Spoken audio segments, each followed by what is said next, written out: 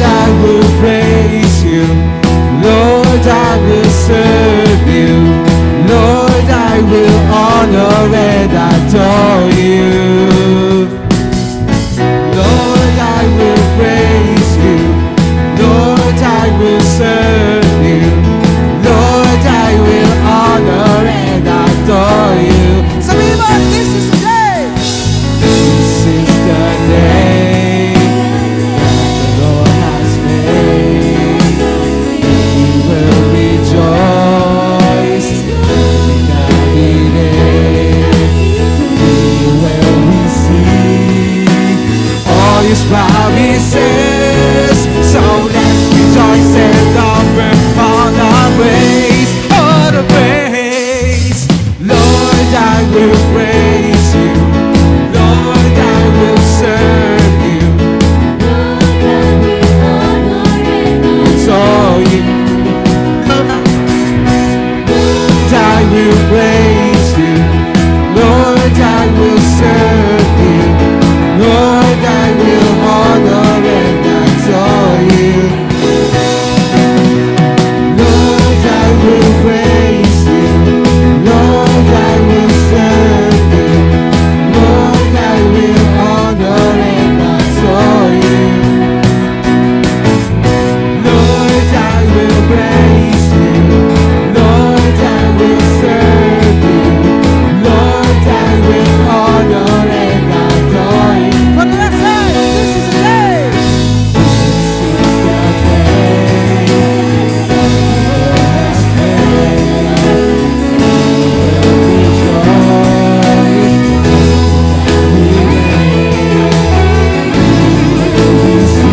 All His promises. So let's rejoice and offer. So let's rejoice and offer. So let's rejoice and offer all the praise. Hallelujah! Hold me in your arms, never let me go. I wanna spend eternity with you.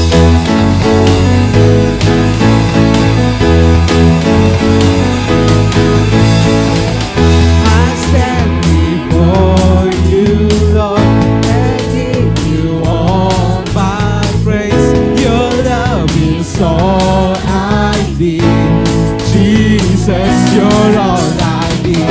My life belongs to you. You gave your life for me. Grace is all I need. Jesus, your life is hold in your arms, never let me go. I want to spend eternity with you.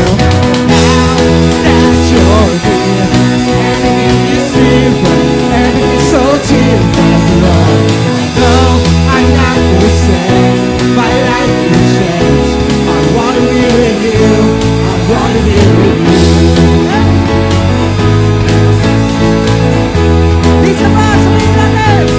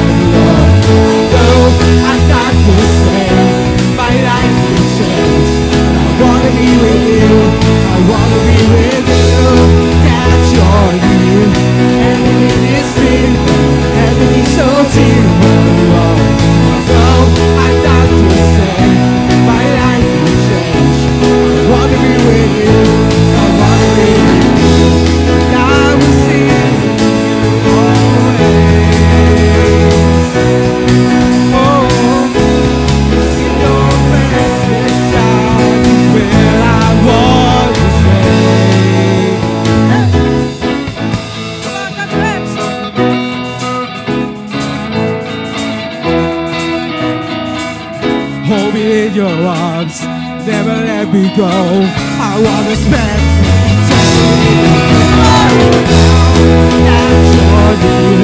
Everything is cheap, everything's all cheap. Lord, oh, I have to say, my life will change. I wanna be with you, I wanna be with you. Eternity, everything is cheap, everything's so cheap. Lord, oh, I have to say, my life will change. I wanna be with you, I wanna be with you.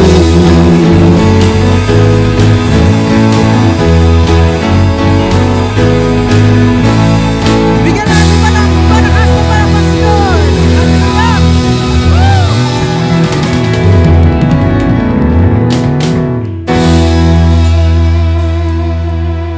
Ngayon mga kapatid, sino po sa inyo ay masasabing magnificent ang tunay na si Jesus? Sabi sa ating kanta, you are magnificent, internally wonderful, glorious, Jesus. At ito masasabing, no one ever will compare to you, Jesus. Sabihin natin lahat, Jesus is magnificent. Ngayong umaga nito, just close your eyes and lift up of your hands. Let us continue to worship God and let feel the presence of God as we declare that Jesus is magnificent. Hallelujah.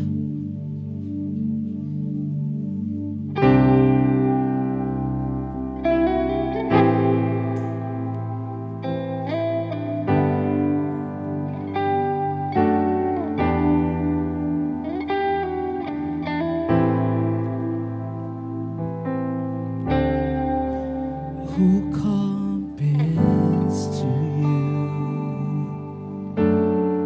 Who set the stars in their place? You who calmed the raging seas that came crashing over me. Who compares to you?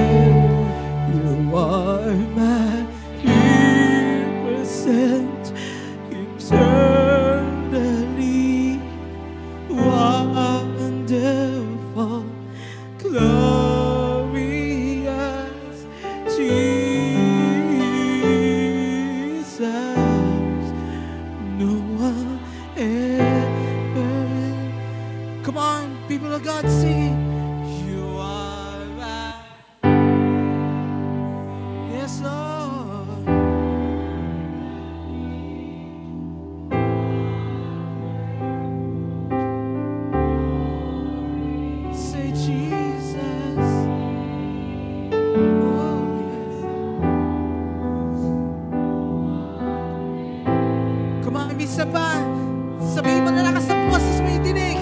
You are mine. Yes. Beyond the magnificent. You are the wonderful. You are the glorious. Come on, hallelujah. Say Jesus. You are. Come on, sabihin mo malakas ng boses. Sabihin mo, you are magnificent. Oh, oh, oh, yeah. Wonderful. Say glorious.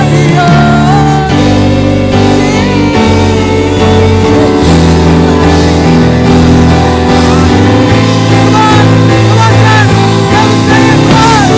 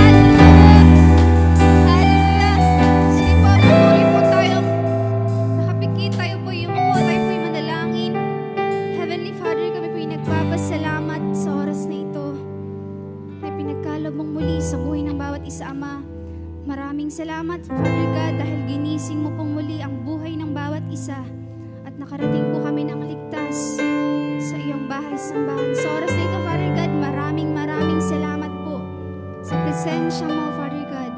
Hallelujah. Sa oras na ito, Father God, patuloy naming inaaniyahan ang pagkilos ng banal na Espiritu sa aming kalagitnaan.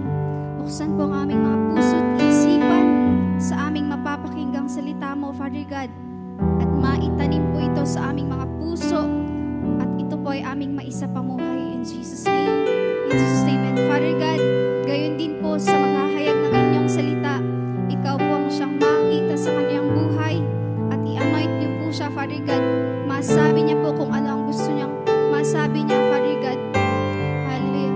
Maraming salamat po, Father God. At sa mga kasamahan pa po namin, wala pa, Father God, ang pag-iingat niyo rin po ay kanilang maranasan. Maraming salamat po, Father God. Tinatanggap na po namin ang katagumpayan ng serbisyong ito, Father God. And Father God, sa oras na ito, Father God, lahat ng aming pagpupuri, lahat ng aming pagdakila, Father God, lahat ng aming pasasalamat ay tanging para sa iyo lamang po. Ito po ang aming panalangin sa pangalan mo lamang, Jesus.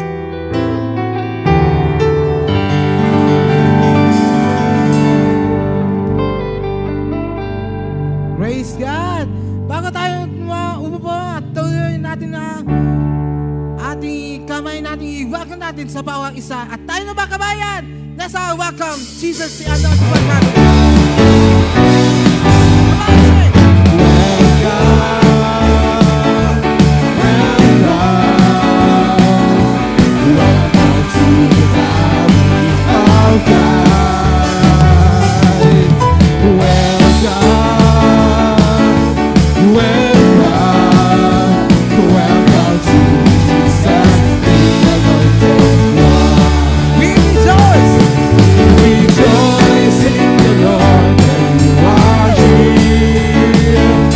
We are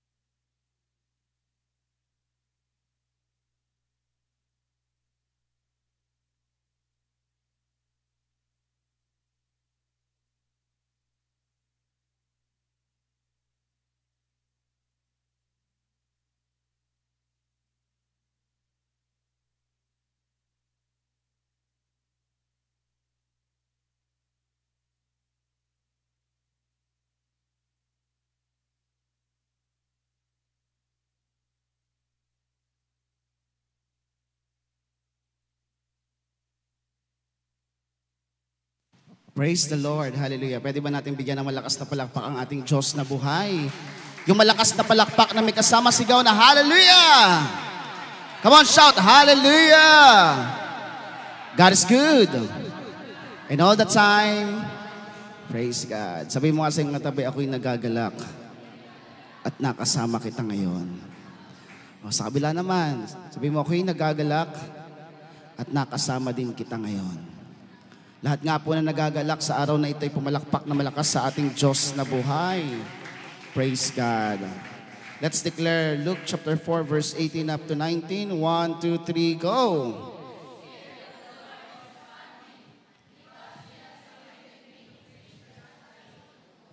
He has sent me to heal the brokenhearted, to preach deliverance to the captives and recovering of sight to the blind, to set at liberty them that are bruised, and to proclaim the acceptable year of the Lord. For our God is Jesus, the Anointed One. Amen? Amen po ba? Muli palakpakan natin si Lord. And let us also declare our JA1 culture. 1, 2, 3, go!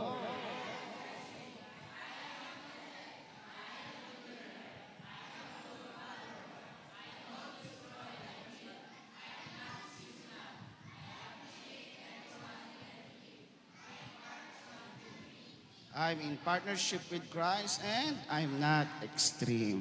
Palakpakan natin si Lord. At patuloy din tayo magdeklara sa buhay ng bawat isa at sa ating isigit sa lahat sa ating sarili. Sabihin natin lahat, ang buhay ko ngayon, mas paganda ng paganda, mas pabuti ng pabuti, mas pasagana ng pasagana, mas payaman ng payaman, at mas pabanal ng pabanal. Kung naniniwala ka, muli palakpakan mo ang ating Panginoon. Praise God. So before we start, pwede ko po bang imbitahan ng bawat isa na tayo po ay, kung sa lahat po na may mga cellphone, yan, may mga cellphone po kayo, may data po kayo, yan, pwede po ba nating buksan ang ating mga Facebook and i-share po natin ang ating live stream ngayong umagang ito. Nang sa gayon, mas maging pagpapala tayo sa marami pang tao sa pamagitan ng live stream natin. Hindi niyo po ba alam na ang ating pong live stream ay umaabot sa iba't ibang panig ng mundo? Isipin na lamang po ninyo yung pag-share ninyo ng Word of God or ng live stream natin na may makapakinig ng salita ng Panginoon sa iba't ibang panig ng mundo. Ito po yung malaking pagpapalala sa kanila. So bibigyan ko po kayo ng pagkakataon kahit 1 minuto. Kunin po natin ang ating mga cellphone, i-share po natin, and i-standby na lang po ninyo. Okay? Mag-charge na lang po kayo mamaya bago umuwi. Okay? So i-standby na lang po ninyo sa JA1 La Union page po natin. Kung hindi pa po kayo naka-follow, just follow. Even po sa YouTube, nandun din po yung ating mga services. Whole service every Sunday, JA1 La Union. At tayo din po ay mag-subscribe. Yan, praise God. At hayaan po nating maging pagpapala po tayo sa mas maraming tao. At hayaan lang po ninyo na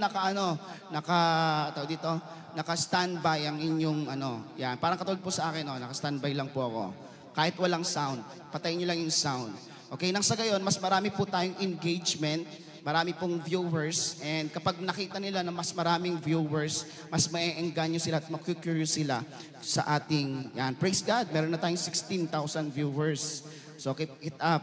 Okay, dumadami ang ating viewers ngayon. 16,000 na. Yan, praise God. Yan. Hayaan niyo po na wag pong mawala. Yan. Continue to share our live stream sa mga group chats ninyo, sa mga groups na inyong kinabibilangan, nang sa gayon mas marami tayong makasama ngayong umagang ito. Praise the Lord. Okay? Yan, sige. Last 10 seconds. Okay, 10, 9, 8, 7, 6, 5, 4, 3, 2, 1. Yan. Sa mga hindi po namin kasama sa lugar na ito, pwede po kayong mag-comment, I am here watching from, kung nasang lugar po kayo. Nang sa gayon, bago po tayo mag-start, kayo po yung aming mabati man lamang. Yan. Sa mga nasa malayong lugar na hindi po namin kasama dito physically, just comment, I am here watching from. Praise God. Okay. So muli, tayo po ay darako na sa pakikinig ng salita ng Panginoon. At bago ang lahat, muli palakpakan nga muna natin ang ating Panginoon. Yung mas malakas na palakpak sa ating Diyos na buhay. Praise God. Okay. Praise the Lord. Okay? So, tayo po, praise God. Ang series po natin for this month of October ay pinamagatan po nating 1, 2, 3, go. Be a disciple. Sabihin mo nga sa iyong katabi, be a disciple. Amen? Tandaan po natin, malaki ang pagkakaiba ng Kristiyano at disciple. Hindi tayo tinawag ng Diyos para maging, wait lang, may echo to. Pakipatay dyan sa isang mixer. Dyan sa isang mixer. Yung effects niya. Yan. Hello. Yan, okay. Ulitin ko. Magkaiba po ang pagiging Kristiyano at pagiging disipulo. Si Jesus Christ, ang tawag niya sa mga followers niya ay mga disciple. Pero pagdating sa Church of Antioch or sa lugar ng Antioch, sabi ng mga unbeliever doon, ang tawag sa kanila ay mga Kristiyano. At naunawaan natin last Sunday, 3 times lang nabanggit ang Kristiyano. Bakit? Because we are not called to be a Christian. We are called to be a disciple. Amen? Bakit? Uulitin ko po ha. Yan, para po sa konting review lamang. Ano po ba yung pinagkaiba ng Kristiyano at mga disciple? A Christian goes to church. A disciple understand that he is the church. Okay? Ang mga Kristiyano po, pumupunta lang sa simbahan. Pero ang mga disipulo, nauunawaan nila na sila ang templo ng Diyos. Amen? Ang mga Kristiyano po, a Christian seeks to be encouraged. Pero ang disciple seek to encourage. Ang mga Kristiyano naghahanap na sila'y ma-encourage. Ang mga disipulo naghahanap na kung sino ang kanilang i-encourage. Naunawa po ba natin? A Christian reads the Bible. Ang mga Kristiyano daw, nagbabasa ng Biblia. Minsan nga, hindi pa eh. Di ba? May mga Kristiyano nga rin hindi nagbabasa ng Biblia. Pero ang mga disciple, nagme-meditate ng Word of God at the same time, nagtuturo ng salita ng Diyos. Ito, for the Christian, Jesus Christ is the only Savior. Jesus Christ is only a Savior. Okay? But to a disciple, He is our Savior and Lord. Naunawa po ba natin? A Christian gathers with other believers. Yan, ito yung mga mahilig sa mga gathering, sa mga fellowship. Pero ang mga disciple, they make other disciple. Okay? A Christian goal is to go to heaven. Ang mga Kristiyano, nasa isip niyan, gusto niya makapunta ng langit, siya lang. Pero ang mga disipulo, ang goal nila ay magsama ng maraming mga tao papunta sa langit. That is the difference between being a Christian at being disciple. And never na mention ni Jesus Christ na ang tawag sa follower niya ay Christian. Pastor, masama po bang tawagin Christian? Wala nang masama doon. Okay? Pero bumabalik tayo sa original na pagkatawag ng Diyos, ng ating Panginoong Hesus, sa tunay niyang mga followers. Ang tawag ni Jesus Christ is not a Christian, kundi disciple. Kaya sabihin mo sa iyong katabi, be a disciple. Alam niyo po ba, to be a disciple of Jesus Christ is a great privilege. Okay? Ang maging disipulo ng ating Panginoong Hesus ay isang great privilege. Sino po sa inyo dito ang may mga hinahanga ang tao dito sa mundo?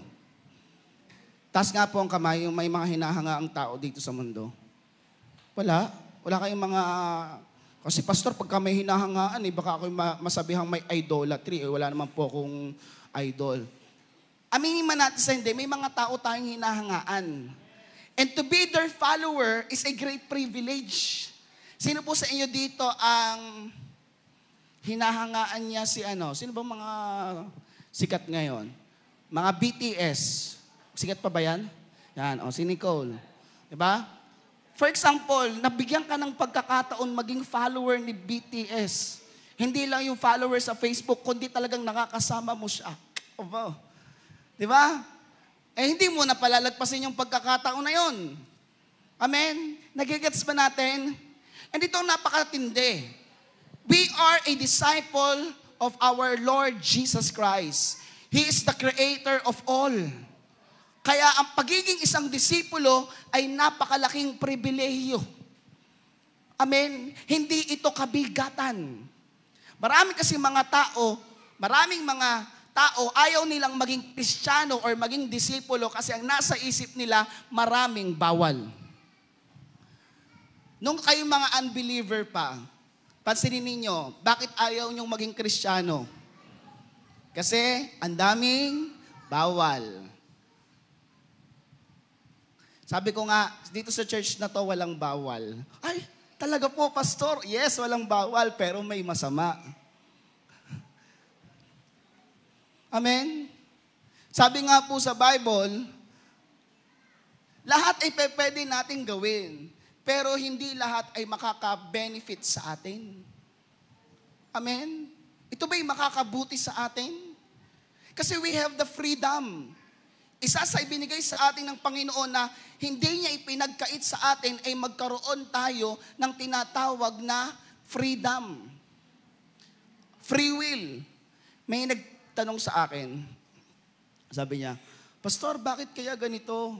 Bakit hindi na lang tanggalin ni Lord yung masama kong ugali? Tanggalin na lamang ni Lord yung mga pagnanasa ko na makasalanan para maging mabuting tao na ako. Alam niyo, sabi ko sa kanya, alam mo, kapatid, kaya niya hindi ginagawa yon kasi hindi ka robot.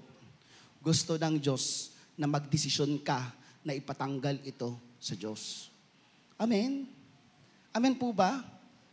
Hindi tatanggalin ng Diyos yung mga bagay dyan sa puso mo, dyan sa buhay mo, unless na pahintulutan mo siya na ipatanggal ito. Amen? To be a disciple of Jesus Christ is a great privilege. Hindi ito kabigatan. Oo, masasabi natin maraming bawal, maraming masama, pero ito'y makakabuti para sa atin. Amen? Naunawaan po ba natin? Nagigets po ba natin? Yung pagbabawal ng Panginoon ay proteksyon ng Diyos para sa atin. Kasi gusto ng Panginoon na hindi tayo mapahamak, hindi lamang dito sa lupa, kundi maging doon sa impyerno. Alam niyo, ang buhay natin ngayon uncertain, walang kasiguraduhan. Sa loob ng 10 araw, 3 magkakasunod na lindol ang nangyari sa bansang Pilipinas. Maraming nasira, may mga namatay. Hindi ko lang alam kung tama yung nakita ko kanina, hindi ko lang sure.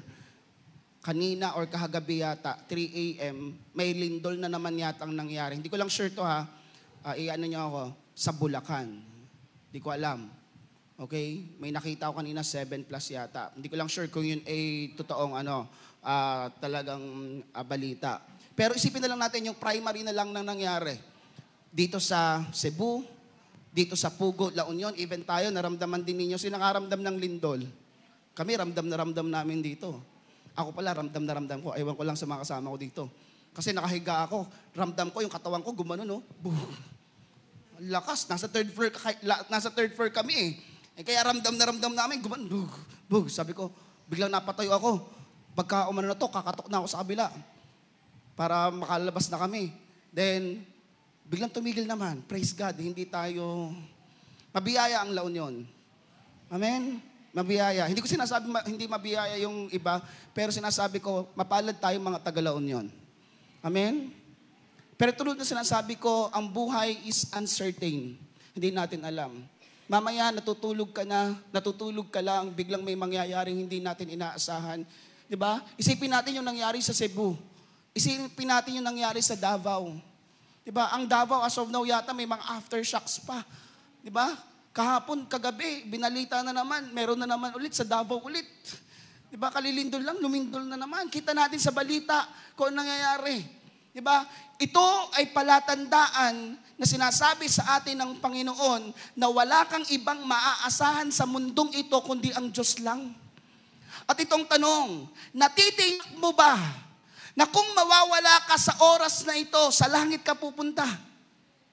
Kasi hindi ang nakakatakot ang lindol. Hindi ang nakakatakot ay ang bagyo. Ang nakakatakot ay ang impyerno. Amen? Kasi hindi dito ang tunay na buhay. Kaya habang tayo nabubuhay, mas maganda at mas matalinong dapat nating gawin ay maging isang disipulo ni Jesus Christ. Tulad nga ng sinasabi ko, ako naniniwala ko, malaki ang kasiguraduhan mo na ikaw ay ligtas kung ikaw ay disipulo ni Kristo. Bakit? Kasi sabi sa Biblia, kung nauunawaan mo, kung alam mo ang tama at hindi mo ito ginagawa, ikaw ay nagkakasala. Ang tanong, alam po ba natin na tama ang maging isang disipulo ni Kristo? Alam po ba natin yon? Kung alam natin yon, dapat maging disipulo tayo. Kasi kung ayaw mo maging disipulo ni Jesus Christ, nagkakasala ka. Amen? Amen? Tandaan natin, hindi tayo nakakilala kay Jesus para maging Kristiyano lang, kundi maging disipulo ni Jesus. Okay? Huwag kang pumayag, huwag kang magsettle na isa ka lang basta Kristiyano lang. Magpursu ka na ikaw ay mas lumalim sa Panginoon at magamit ng Panginoon sa maraming mga tao.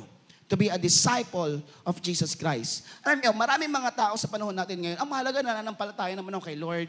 Ang mahalaga, nag-pray naman ako. Ang mahalaga, tumatawag naman ako sa Panginoon. Ang mahalaga, kilala ko naman si Lord. Alam niyo, sabi sa aklat ng Mateo chapter 7, verse 21.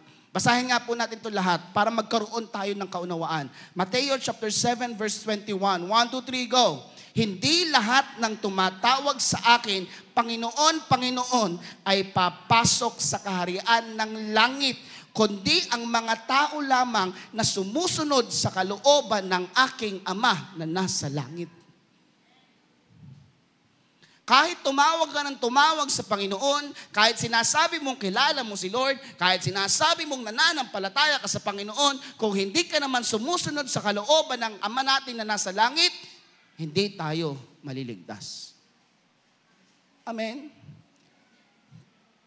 Tandaan natin, we are saved by grace through our faith. And that faith must work. Because faith without action is dead. Amen? Naunawaan po ba natin yon? Makikita ang katotohanan ng ating pananampalataya sa ating gawa.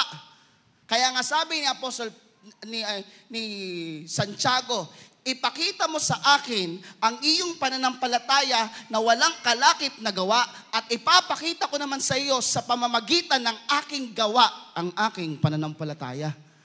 Diba? Grabing manghamon si Santiago. Bakit? Sa panahon noon, sinasabi nila, may faith sila, pero hindi naman makita sa gawa.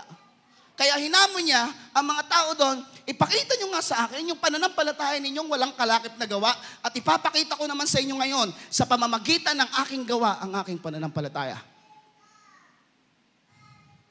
Nagigets ba natin? Bakit?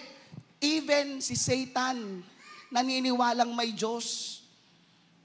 Nanginginig pa nga daw eh. Diba? Eh ikaw, naniniwala ka kay Lord, walang kanginig-nginig. Eh si Satan, naniniwalang may Diyos eh. Kinikilala ang pagka-Diyos ng Diyos, nanginginig pa nga eh. Ikaw, naniniwala kang may Diyos? Kinikilala mong may Diyos? Nanginginig ka ba? Kinikilig po, pastor. Bakit? Nakita ko crush ko. Walang nginig-kilig. Hindi. Anong pinagkaiba natin kay Satanas? Siya naniniwalang may Diyos, siya kinikilala na ang Diyos, tayo naniniwalang may Diyos, na kinikilala natin ang Diyos, nananampalataya tayo sa Diyos, sumusunod tayo sa Diyos, na hindi kayang gawin ni Satanas. Amen? Sabihin mo sa iyong katabi, magkaroon naman ng pagkakaiba. Sabihin mo sa iyong katabi, hindi ka bagay, nakamukha niya. Sabi mo sa katabi, hindi ka bagay, nakaugali niya. Diba? Alam niyo, even si Satan, ito ha, makinig. Even si Satan, alam niya ang mga nakasulat sa Biblia. Naalala niyo yun, nag-fasting si Jesus Christ? Nagkukot pa siya ng verse. Kaya hindi takot si Satan kung nagko-quote ka ng verse. Takot si Satan kapag ginagawa mo yung kino-quote mong verse. Amen? Sabi ng Panginoon, hindi niya ako iwan, hindi niya ako pababayaan. The Lord is my shepherd, I shall not want. Sabi si Satan, alam ko din yan. Hindi mo nga ginagawa eh. Diba? Nagigits ba natin? Pero si Satan, sabi ni Satan, nasusulat. Diba? Ang kanyang kinakausap pa si Jesus Christ. Anong ipinanglaban ni Jesus Christ? Yung nasusulat. Kasi kung wala kang sariling it is written na galing sa Biblia, talo ka ni Satanas. Amen? Ang mga disipulo ng Panginoon, hindi lang basta nagbabasa ng Bible, nagme-meditate ng Word of God yan at ina-apply. Sabi mo nga sa iyong katabi, tapikin mo ng mahina lang, apply din.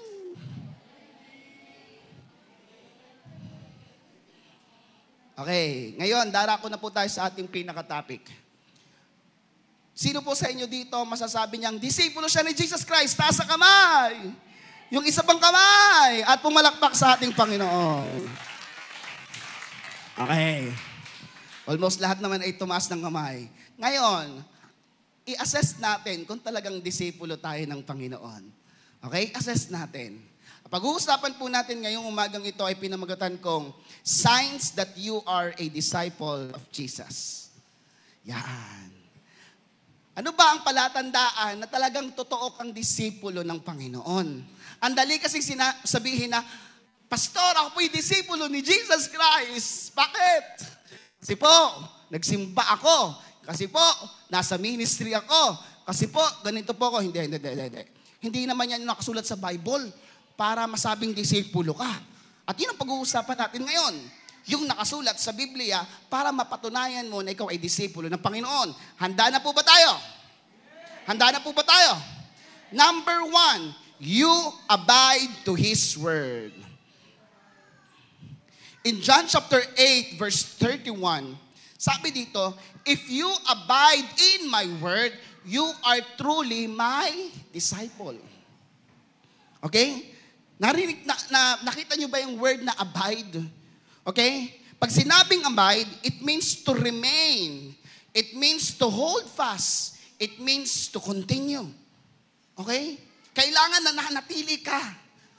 Okay? Hindi pwedeng sinasabi mo na disipulo ka ng Panginoon pero hindi ka nananatili sa salita ng Diyos.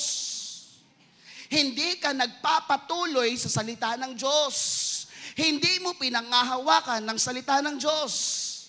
Ang tunay na palatandaan na ikaw ay disipulo ng Panginoon, you abide to His Word. Tandaan natin to ha.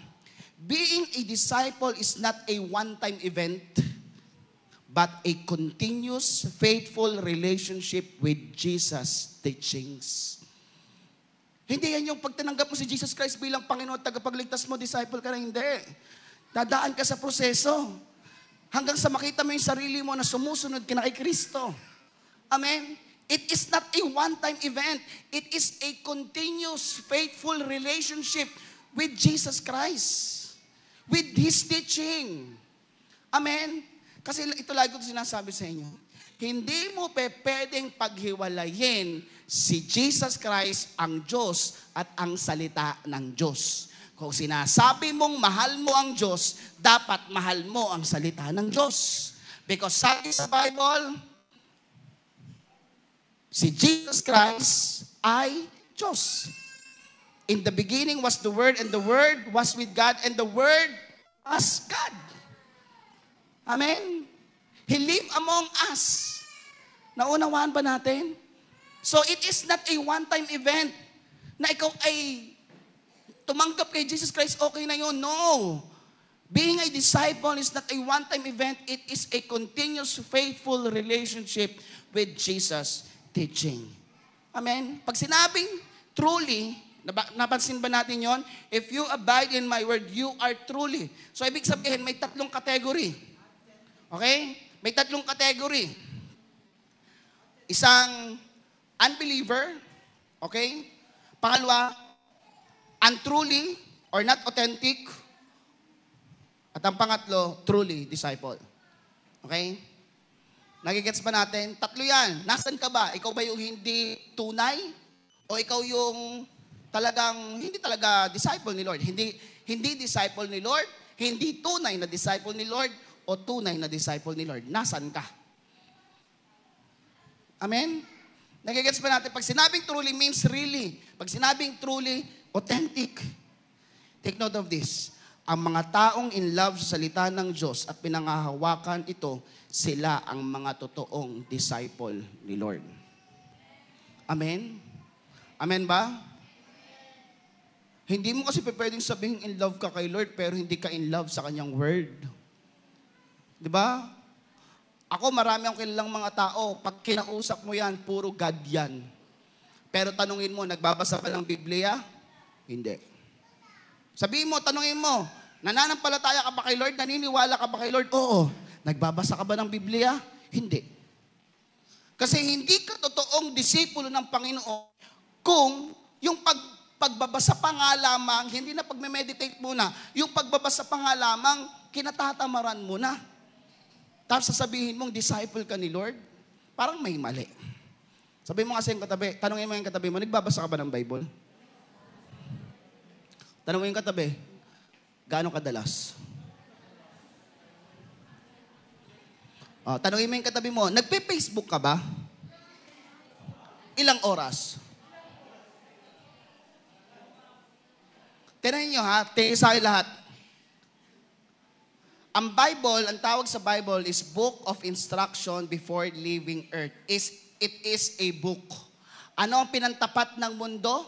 Para gugulin natin ang oras natin sa pagbabasa, pagbabrowse, book din. Anong tawag? Facebook. Para mawalan ka ng time sa pagbabasa at pagme-meditate ng Word of God, gagamit si Satan ng parehas na paraan na maiengganyo ka. Bakit? Kasi alam ni Satan na ayaw mong magbasa ng Biblia. Mas gusto mo pang basahin yung chismis doon sa Facebook. Nagigets ba natin? Ang tunay na disipulo ng Panginoon, in love sa salita ng Diyos. Amen? Amen ba? Sabi mo nga sa iyong katabi, maging in love ka naman sa salita ng Diyos. Okay, sa number 1, sino sa inyo dito, masasabi nyo, disciple siya ni Lord? Kaya niyo pa bang itaas ang inyong kamay?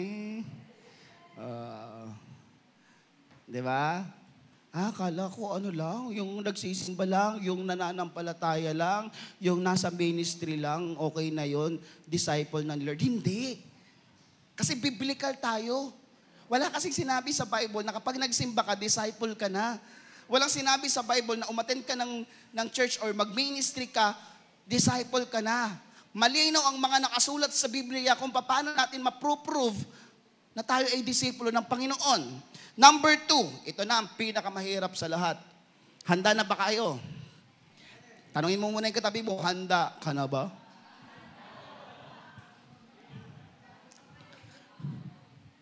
Handa na po ba tayo?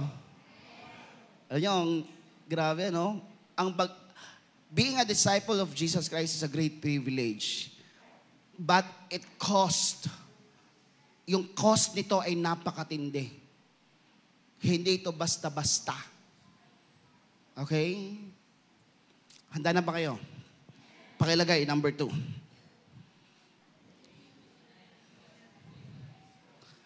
Yan.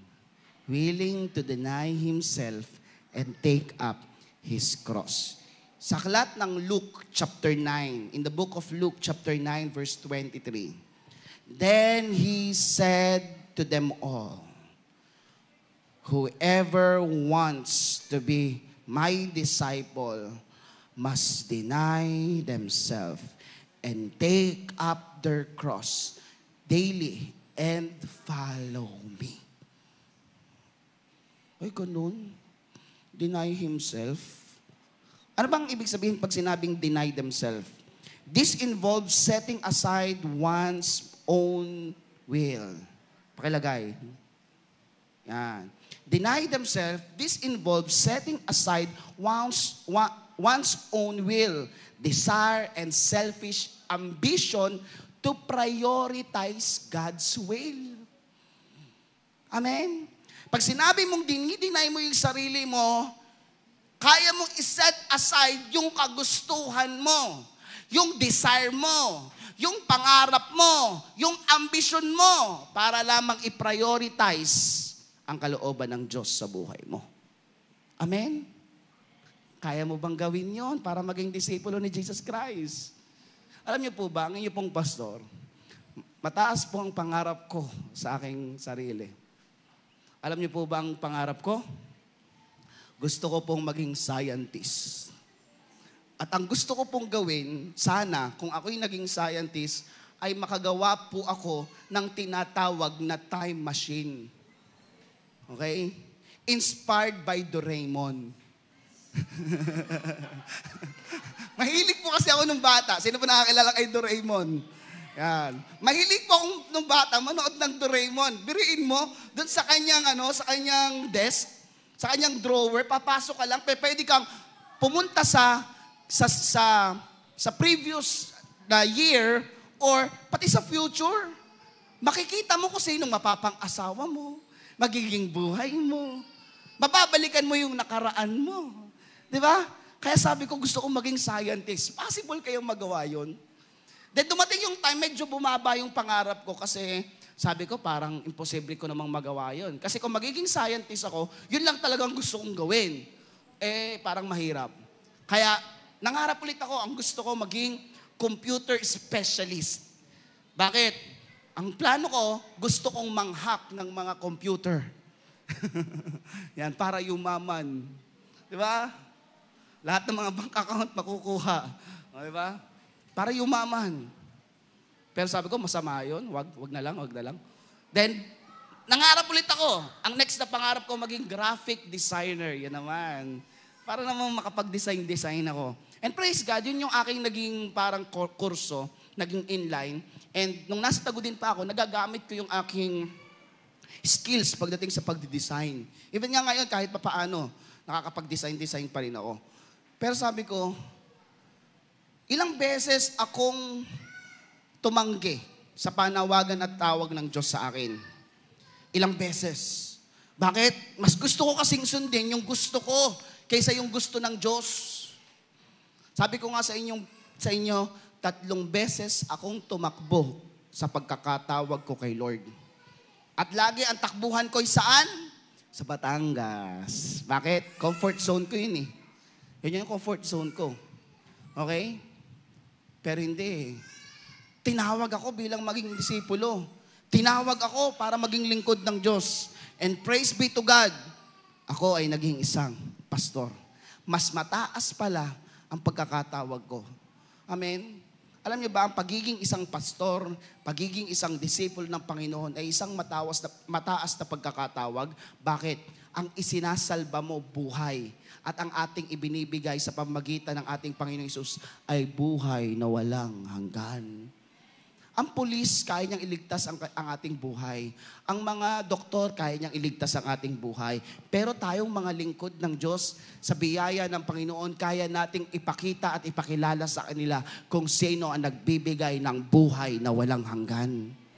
Amen? Palakpakan nga natin si Lord. Kaya ang tunay na disipulo ng Panginoon, handang talikuran ang kanyang kagustuhan para sa kagustuhan ng Diyos. You are willing to deny yourself. Tanongin mo yung katabi mo, kaya mo ba yun? Ano po, marami po akong kilala. Mga tinawag talaga ng Diyos. Tapos, graduate ng engineer, ng doktor, graduate ng lahat ng mga matataas na mga law, pero tinawag silang maging lingkod ng Diyos. Alam niyo pong ginawa nila? Iniwan nila. Sayang naman yung pinag-aralan nila. Hindi sayang. Kasi nagagamit pa rin nila yung napag-aralan nila para mas lalong makakonekta sa mga taong katulad din nila. Amen? They are willing to deny themselves. Pag sinabi namang take up their cross daily, this signifies accepting hardship, suffering, and sacrifice as a part of Christian life. Tandaan natin, ang pagiging isang disipulo ng Panginoon, ay hindi madali. Okay? Mamaya yan. Balik mo na. Yan. Hindi madali. Hindi puro sarap. Diba mga pastor? Yung naghanda ka ng ituturo mo dahil excited ka kasi ay sigurado maraming aaten. Pagpunta mo doon, pagod na pagod ka, pawis na pawis ka. Tatatlo, na dalawa. Minsan wala pa. Wala po sila, umalis po, hindi man lang nagpaalam. Diba? Naalala ko talaga, ako hindi ko makakalimutan. Lagi kong ipekwento ito. Yung aking ama, grabe yung kanyang hirap pagdating sa pagba-Bible study noon. Grabe. Naglalakad para lamang makapunta sa mga Bible study. Buti nga tayo ngayon, nagko-commute na tayo eh. Yung iba sa atin may sakyan. Yung aking father talaga naglalakad. Pagkatapos na kanyang trabaho, kaya nga hindi hadlang ang trabaho eh. Pagkatapos na kanyang trabaho, dediretso na yan sa Bible study. Uuwi yan alas 10 ng gabi or 11 ng gabi. Bakit? Sa isang araw, meron siyang 3 Bible study na pinupuntahan. Grabe. Ganun ang pagiging isang disciple ng Panginoon. You are willing. Hindi naman sinabi ng Panginoon na puro hirap. Pero kailangan maranasan mo rin yung hirap. Amen? Amen ba? Naalala ko kami ni Pastora Teresa, bagyong-bagyo. Kasi meron dyan, may Bible study kami dyan sa Quirino dati, sa Banks. Dyan sa Quirino Banks, talagang bahain dyan. Sabi ko kay Pastor Teresa, tuloy tayo, Bible study. Wala naman sinasabi silang cancel. Di punta kami. Kahit bahang-baha, si Pastor Teresa, dala-dala si Ace. Kami dalawa, basang-basa na kami. Pupunta kami kay Nanay Lota, kay Tita Annabel at sa ibang mga taga-banks. Bakit? Hindi naman pwedeng. Wala ba diyang kotse? Pasundo naman, pupunta kami sa Bible study. Hindi puro sarap. Makakaranas ka talaga ng mga hardship, na suffering, mga sacrifices. Amen? Ito yung mga pastor natin dito. Most of the time, pagdating sa mga A-group, pagdating sa kanilang mga outreaches, sariling pera ang ginagamit para lamang mapakain, para lamang sa kanilang mga inaalagaan. Amen? That is sacrifice. You need to take up your cross daily. Masasabi mong disipulo ka ng Panginoon kung handa kang buhatin ang cross mo araw-araw. Hindi naman ipinangako ng Panginoon na kapag naging disipulo ka, magiging magaan ang iyong buhay. Pero pinangako ng Diyos, hindi kanya iiwan hanggang sa dulo ng mundo. Amen? I will be with you in the ends of the world. That's the promise of God sa mga disipulo ng Panginoon. Amen? That's the promise. Hindi tayo pagkukulangin ng Diyos. Amen? Alam niyo yung mga taong naglilingkod kay Lord, never pinagkulang ng Diyos. Yung mga tunay baka kasi yung mga hindi tunay. Kapag tunay kang naglilingkod sa Panginoon, never kang pagkukulangin ng Diyos.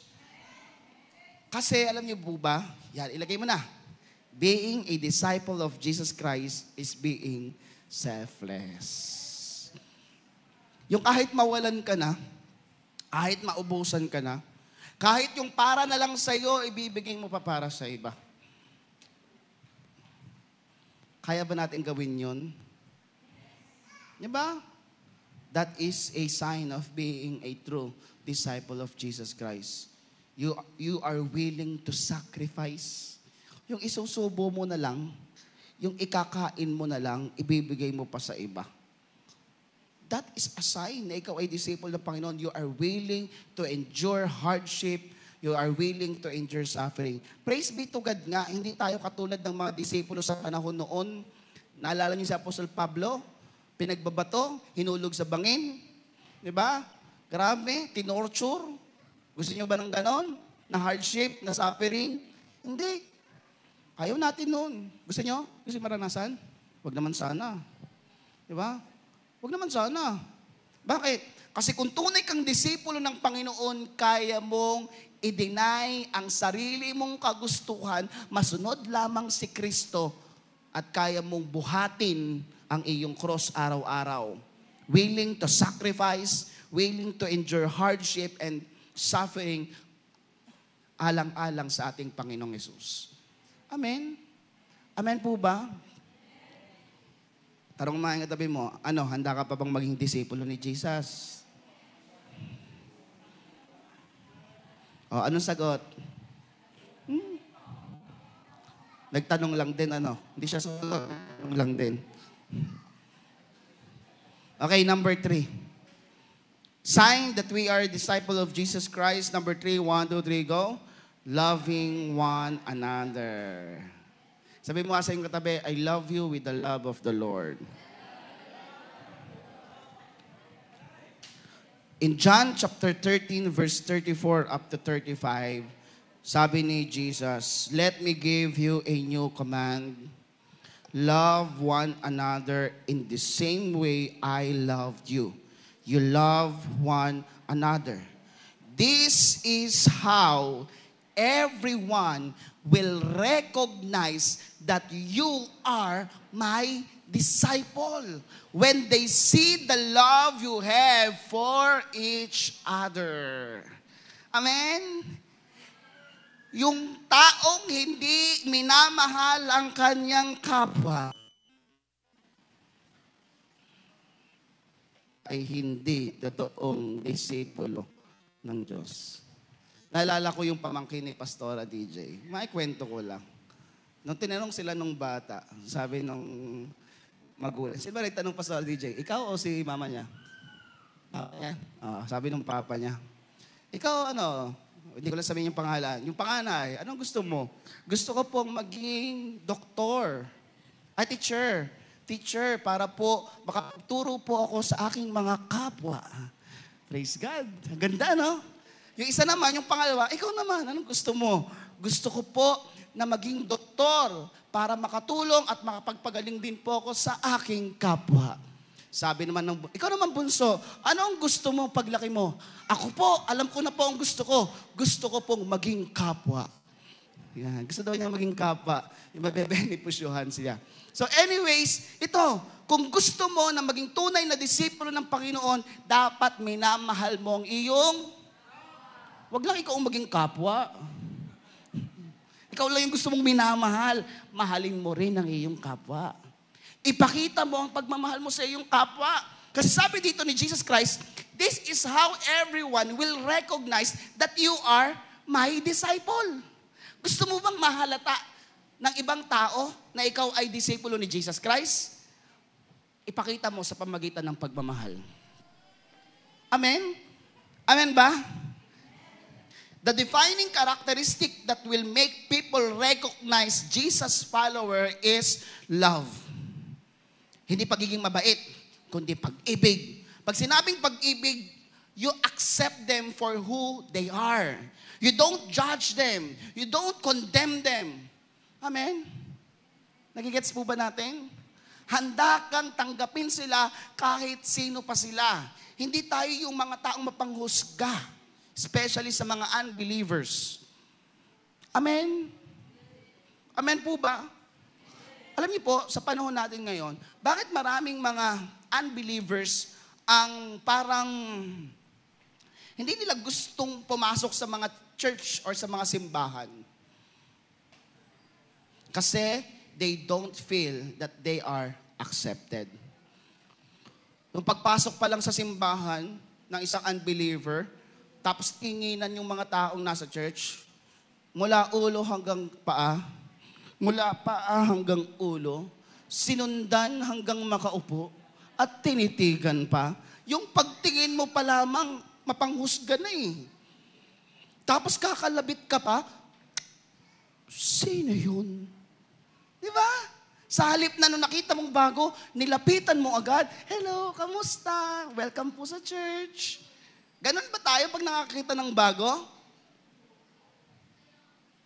Ganon ba tayo pag nakakita ng bago?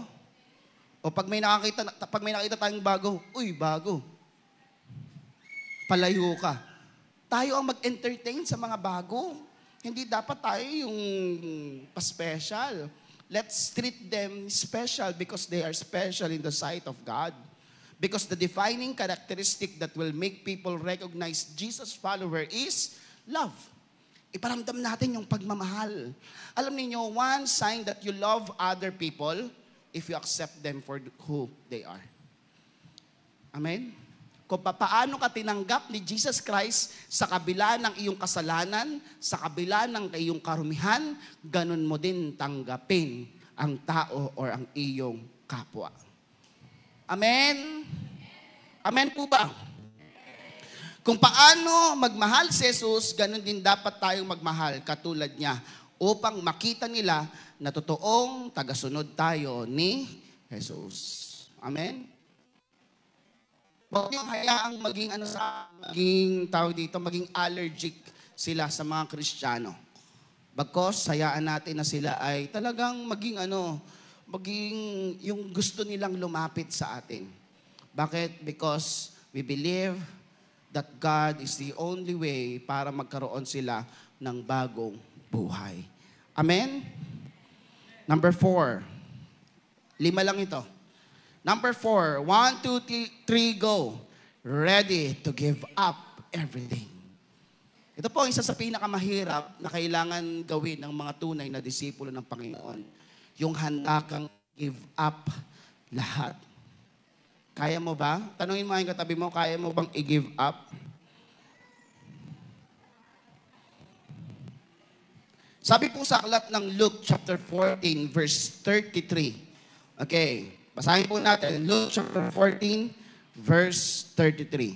Sabi po dito, so you cannot become my disciple without giving up everything you own. Okay?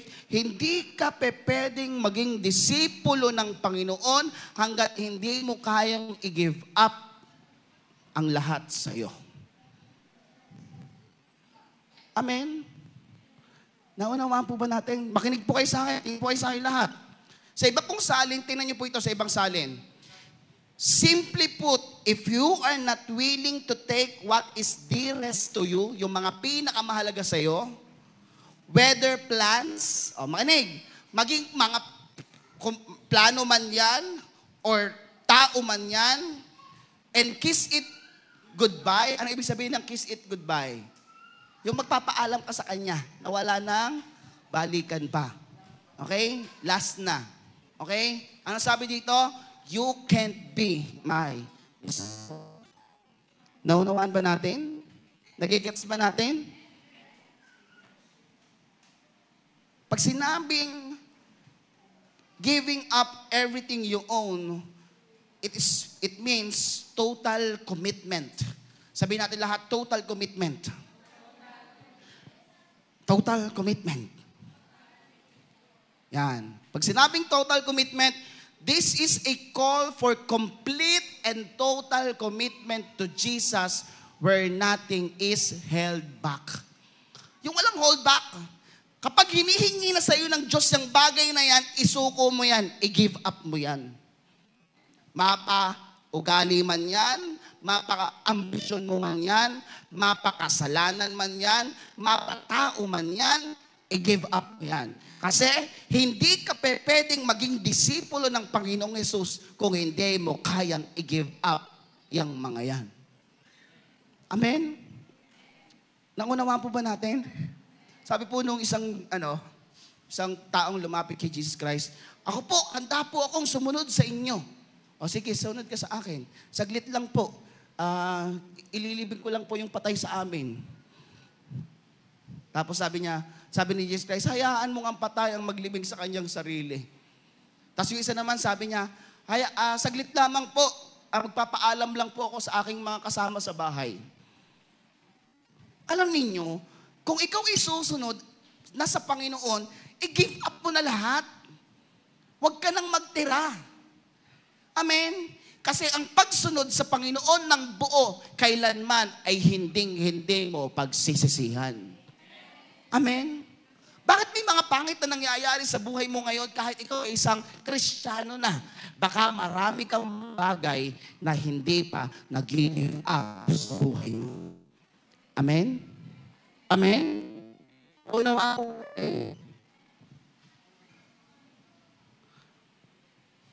You need to be willing to give up everything para sa ating Panginoon.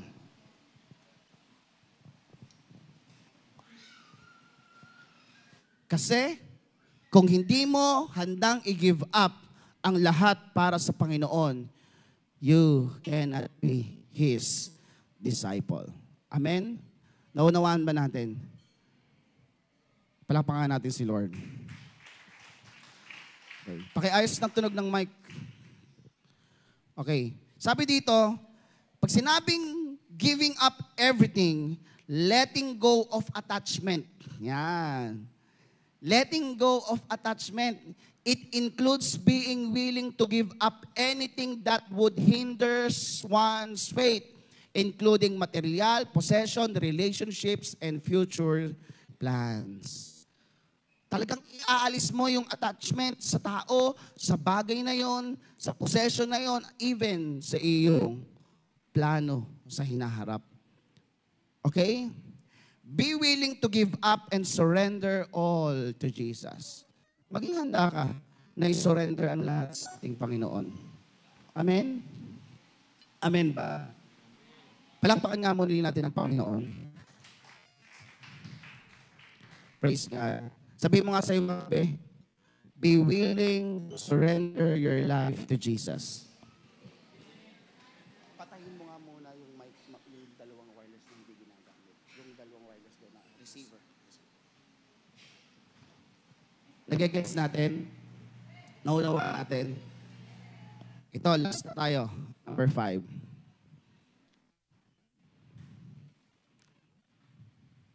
Before that, sa 1 to 4, naka-perfect na ba tayo? Naka-perfect na ba tayo doon sa 1 to 4? Ano yung number 1? You abide to His word. Oh. Ano yung number 2?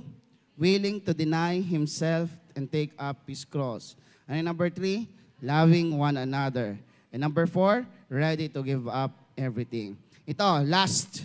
Number 5. 1, 2, 3, go. Loving God more than everything. Sino po sa inyo dito mahal niya si Lord nang higit sa lahat? Diba? May inaawit tayo, ibigin ka, O Diyos, nang higit sa lahat. Totoo ba talaga? Mas higit ba talaga sa lahat? O baka mamaya, alam mo namang araw ng pagsimba, nagkaroon lamang ng outing, mas pinili mo yung outing kaysa pagsimba. Kala ko ba si Lord ang higit sa lahat? Niyaya ka lang mag-mall kasi magbubukas ng SM next week. Mas inuna mo pang mag-mall at makipagsiksikan doon kaysa magsimba. Kala ko ba higit sa lahat? Hindi ka totoong disipulo ng Panginoon kung may minamahal ka ng higit sa Panginoon. Amen? Anong sabi dito sa Luke chapter 14 verse 26? Luke chapter 14 verse 26. Sabi dito, you cannot be my disciple unless you love me more than you love your father and mother, your wife and children, your brothers and sister. You cannot follow me unless you love me more than you love your own life. Alam niyo ba sa ibang salin, you cannot be my disciple if you will not hate your mother, your father, your wife, your children, your brother, your sister. Diba? Sa ibang salin, yan yung nakalagay. Pero, this verse means prioritization. Okay? Pag sinabing prioritization, this verse is not a command for a literal hatred, but a statement to emphasize that a follower of Christ must be willing to put their relationship with God above all other relationship and even their own life. Amen? Tulad na sinare ko sa inyo nung last Sunday. Pari kayo mabuti dito. Tingin kayo sa akin lahat. Sinare ko nung last Sunday. Si Jesus Christ ang sentro ng ating priority. Tama po ba? Pero kailangan magkaroon ng order ang iyong mga priorities. Ano ba ang priorities mo? Number 1 na dapat maging priorities mo is ang maglingkod kay Lord. Maglingkod kay Lord. Okay? Tama? Pangalawa, na dapat maging priority mo, pamilya mo. Pangatlo, na dapat maging priority mo, pwedeng trabaho, negosyo, pag-aaral. Ikaw nang bahala sa pangatlo. At sa pang-apat, ikaw nang bahala sa pang-apat at pang-lima. Pero dapat hindi sila mag-iiba ng order. Kasi kapag nag-iba yung order, masisira ang order ng prioritization mo. Nagigets ba natin? Naunawaan ba natin? Makinig kayo mabuti dito. Ang Diyos ay hindi niya hinihiling na 24/7 for 7 days, lagi kang naglilingkod sa Kanya. May mga schedule lamang tayong kinumit para makapaglingkod at sumamba sa Diyos. Tama? At malinaw sa atin yan. That is what we call commitment. Sabihin natin lahat, commitment. That is your first commitment. Okay? Alam nyo sa amin, ang Sunday ay Sunday. Walang pwedeng bumangga sa Sunday. Kahit may dumating pa kaming mga kamag-anak, hindi pwede. Kung gusto nyo kaming makasama, sumama kayo sa church at saka tayo mag-outing after ng church. Saka tayo mag-mall after ng church. Because malaki ang aming paniniwala na dapat inuuna lagi ang gawain ng Diyos. Because, pangalawa na sinabi ko kanina, ang Diyos, ang salita ng Diyos ay inseparable. Pangalawa, ang Diyos at ang gawain ng Diyos ay inseparable. Hindi mo pwedeng paghiwalayin yan. Amen? Nauunawaan ba natin? Mahalaga na dapat i-prioritize mo ang maglingkod sa Diyos because you are created to serve and to worship God. That's it. That's the purpose. Amen? Kaya kung mapapansin nyo dito, daw, mas mahal mo si Lord kaysa sa asawa, magulang, anak mo. Eh, sila yung nagiging dahilan para hindi ka makapaglingkod kay Lord. Eh, dapat i-stand mo yung faith mo. Amen? Amen po ba? I-stand mo. Kasi ako naniniwala ako, kapag ka nakita ng Diyos yung puso mo, sigurado ako, aayusin ng Diyos ang pamilya mo. Tamang priority lamang. Kung tama ang priority mo, magiging maayos ang buhay. Amen. Ang pamilya mo ay babangga sa gawain mo para alam mo na yung pipiliin mo. Okay? Alam mo na yung pipiliin mo. Diba? For example, may gawain. Alam mo, ikaw ay nakakommit sa gawain. Tapos, yung pamilya mo, talagang sinisira ang schedule mo. Eh, bahala kayo. Magalit na kayo kung magalit sa akin. Basta hindi ako papayag na magalit sa akin si Lord. Amen? Nagigets ba natin? Yung kaya mong pangatawanan ang paglilingkod mo at commitment mo sa Diyos. Bakit? Wala, hindi ako papayag. Pasensya na talaga. Okay? Kasi ako nakakommit ako kay Lord. Magalit na kayo sa akin. Mas mahal ko si Lord kaysa sa inyo. Mahal ko kayo, pero mas mahal ko si Lord. Alam nyo naman, may gawain ako na ganitong araw. Alam naman ninyo na ganito ang gagawin ko. Alam nyo naman ito. Alam ninyo na may ganito ako before pa gawin ang mga bagay na ito. Pasensya na, hindi ko magagawa. Hindi ako makakasama. Hindi ko pupuntahan yan kasi nakakommit ako kay Lord. Ganun dapat tayong mga disipulo ng Panginoon. We stand in our faith. Hindi yung, wala magagawa. Para wala na lang gulo. No. Hindi mo kayang pangatawanan ang pagiging disipulo mo pagka ganun ka. Amen? Ibig sabihin lamang noon, pinakita mo kay Lord na mas mahal mo sila, mas mahalaga sila. Tira ninyo, hindi rin naman naaayos eh. At lalo ka lamang, tira niya, kapag ka pumayag ka na ng isang beses, ay nako, sunod-sunod na yan. Di ba? Aanuhin ka na, kumbaga tao dito, masasanay na sila, ay kaya naman palang i-give up nitong aking anak ang pagpunta niya sa church, ang paglilingkod niya, eh di, susunod-sunurin ko na. Oh. Pero kapag ka pinanghahawakan mo, pinangangatawanan mo yung faith mo, ay nako. Amen? Pag sinabing kailangan nating mahalin si Lord ng buo, ibig sabihin lang ito, it is a call for an absolute surrender of self and unconditional commitment to following Jesus, which requires willingness to give up anything that prevents that devotion. Dito ako magtatapos. Ang tunay na disipulo ni Kristo, ang tunay na disipulo ni Kristo ay ang mga taong si Lord at ang gawain niya ang inuuna kaysa sa sino man o anumang bagay. Amen? Disipulo ka ba ni Lord? Disipulo ka ba ni Lord? Sabihin mo nga sa iyong katabi, mas unahin mo si Lord kaysa sa anumang bagay. Sabihin mo nga sa iyong katabi, mas unahin mo si Lord kaysa sa pamilya mo, kaysa sa trabaho mo, kaysa sa negosyo mo, kaysa sa pag-aaral mo, kaysa sa kaibigan mo. Amen? Hindi naman hinihingi ni Lord na tayo ay 24/7 na maglingkod. May mga commitment tayo. Gawin lang natin yon. Lastly, nauunawaan ng mga tunay na disipulo ni Jesus ang purpose nila dito sa mundo. Kaya paglalaanan nila ng oras sa mga bagay na higit na mas mahalaga kaysa sa mga bagay sa mundo. Amen? Amen po ba? May natutunan po ba tayo? Palakpakan natin si Lord. Sa oras na ito, tayong lahat ay yumuko at tayo ay pumikit. And let's pray.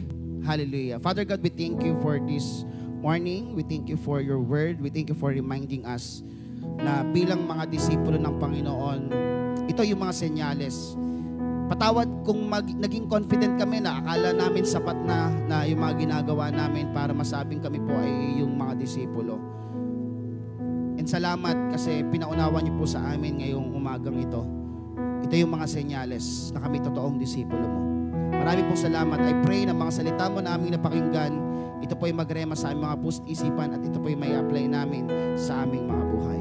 Maraming pong salamat, Ama, sa iyo po pinagkakatiwala ang lahat-lahat sa amin. Ito po ang aming panalangin sa pangalan ni Jesus. Amen.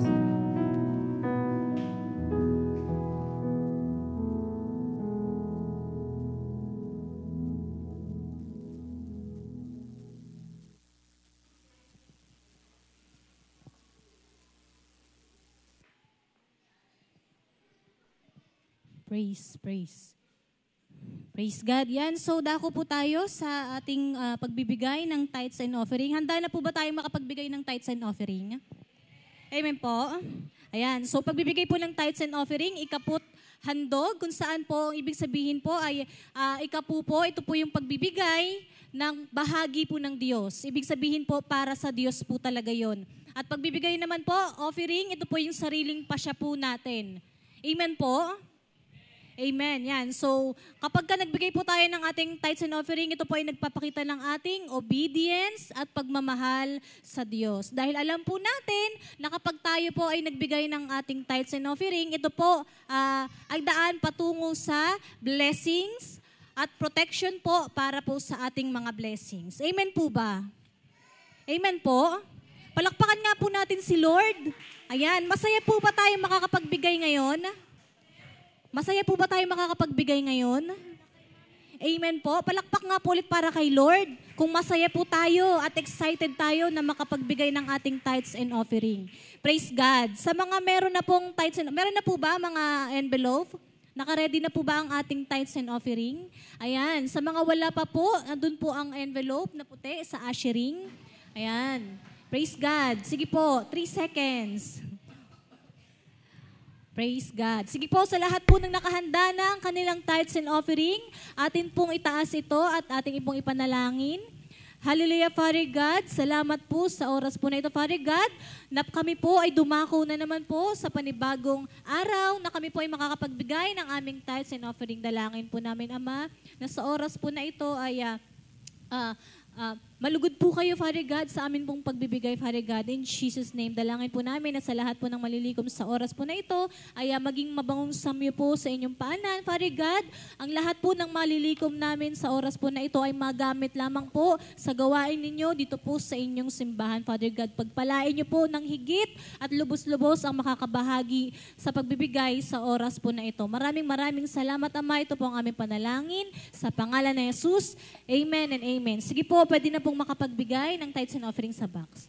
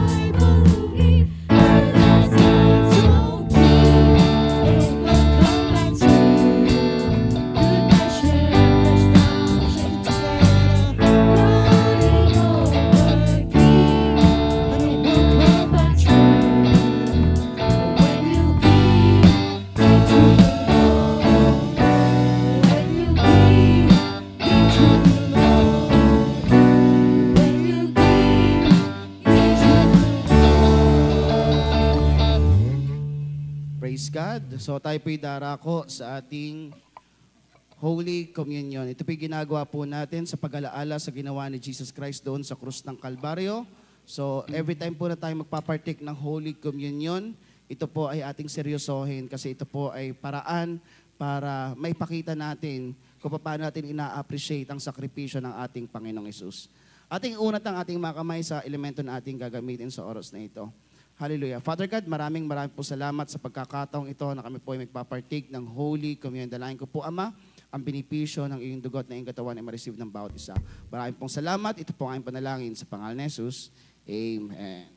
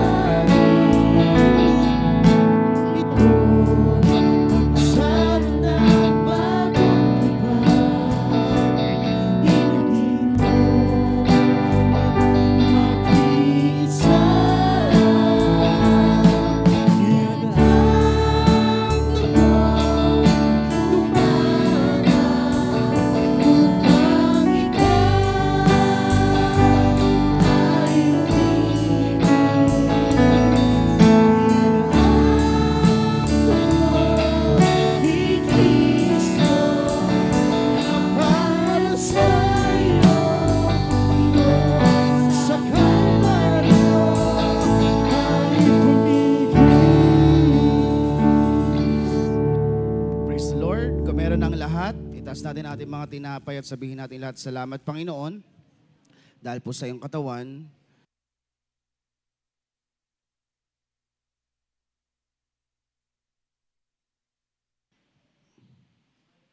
Sound. Nagkaroon ako ng kagalingan at ng kaligtasan. Tinatanggap ko po ang benepisyo ng iyong katawan. Sabay-sabay natin kainin.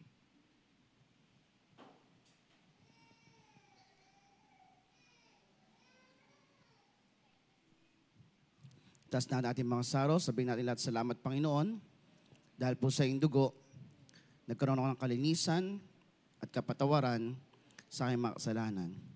Tinatanggap ko po ang benepisyo ng iyong dugo. Sabay-sabay natin inumin.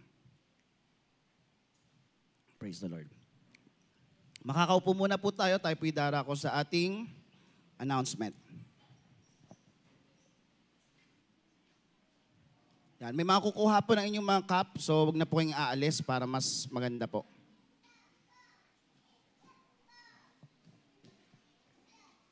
Yan, pakuha ng cup dito sa stage.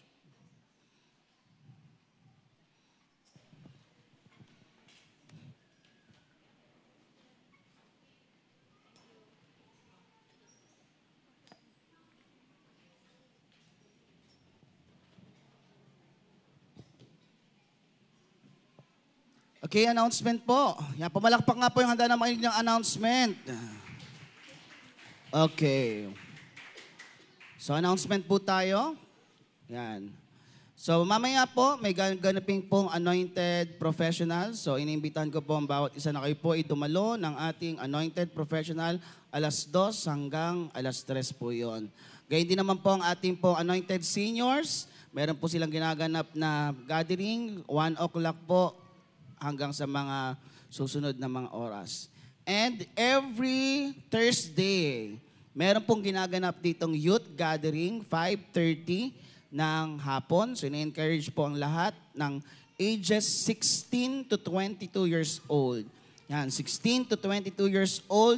Yan, kayo pong lahat ay dumalo sa ating youth gathering. And ages 10 to 15 years old, kailan ang gathering? Friday, anong oras?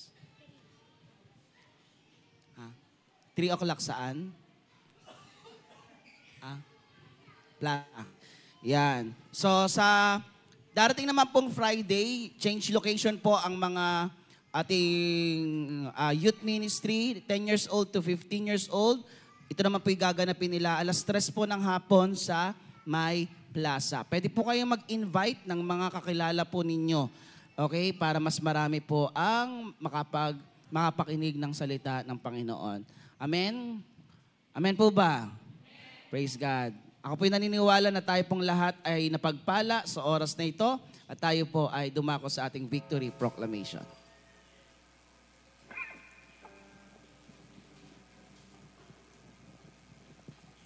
Praise the Lord! Tayo lahat ay tumayo at bigyan natin ng malakas na palakpak si Lord! Hallelujah!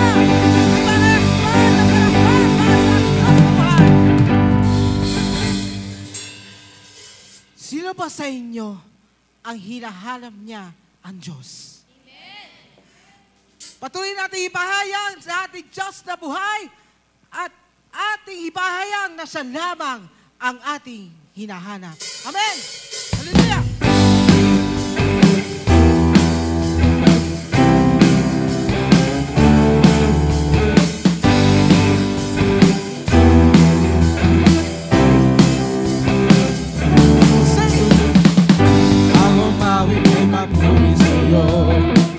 Aking tugon sa pag-ibig mo, lalagyan ko ba sa iyong sasaran? O Diyos, purihin ka.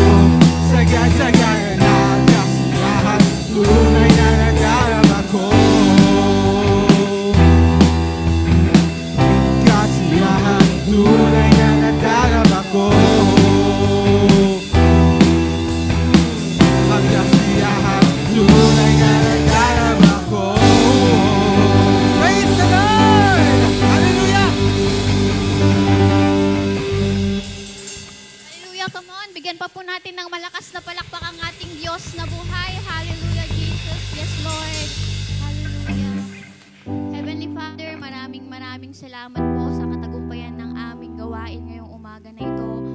Divide your holy words into different ways, Father God, upang nang sa ganon, lahat po kami ay makapag-benefit dito.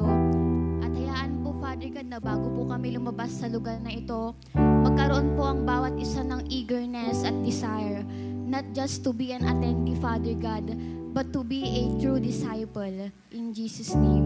Dahil naniniwala po kami, Father God, ng pagiging disciple ay isa pong privilege. At sa aming pag-uwi, Father God, pakaingatan po kami ng libo-libo niyong anghel. Muli, Father God, maraming salamat po. Sinesalyuhan na po namin ng inyong banal na dugo lahat po ng salita mo, Father God, na natutunan namin upang nang sa ganun, Father God, wala pong kaaway ang makapag-penetrate nito in Jesus' name. Sa iyo lamang lahat ng papuri, parangal at pagsamba. Ito lamang po ang aming samot dalangin sa tanging pangalan mo lamang, Jesus. Amen. Praise the Lord. Itaas po natin ang ating mga kamay. Hallelujah. Lord, igawad mo po sa buhay ng bawat isa ang walang hanggang pag-ibig ng aming Ama, ang kapangyarihan at pagpapala ng aming Panginoong Hesus, at ang walang hanggang pakikipisan ng Banal na Espiritu sa amin ngayon, bukas at magpakailanman. Lalabas po kami ng lugar na ito na makikita na po sa amin ang senyales at palatandaan ng pagiging isang tunay na disipulo mo. Ito po ang aming panalangin sa pangalan ni Jesus. Amen. At patuloy tayong magdeklara sa buhay ng bawat isa. Always remember this. You are super blessed, you are highly favored, and you are forever loved by Jesus Christ. And no one can ever change it. To God be the glory. God bless everyone.